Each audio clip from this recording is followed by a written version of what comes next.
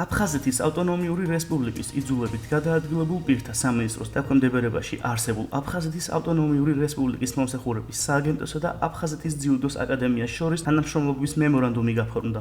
დოკუმენტს ხელი აფხაზეთის ავტონომიური რესპუბლიკის მომსახურების სააგენტოს დირექტორმა ალთანდილ ქარაიამ და ძიუდოს ფედერაციის პრეზიდენტმა კობა გეგიამ მოაწერეს. ინიციატივა მიზნად ისახავს აფხაზეთიდან იძულებით გადაადგილებული სპორტსმენების მხარდაჭერას. პროექტი მათ უფასო ვარჯიშისა და პროფესიული განვითარების შესაძლებლობას მისცემს, ხოლო წარმატებული მოზარდების საერთაშორისო საზაფხულო ბანაკებში გაემგზავრებიან. ძალიან კარგი წამოწყება აქვს ამ აკადემიას, რომ აფხაზეთიდან დევნილ ბავშვებს ძირითადად უფასოდ ემსახურება.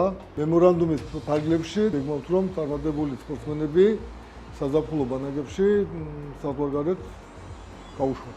მემორანდუმი ხელს შეუწყობს აფხაზეთის ძიუდოს აკადემიას და სხვა სპორტსმენებს უფრო განვითარდნენ და უფრო ღირსეულად იასპარეზონ სხვადასხვა ჩემპიონატებზე.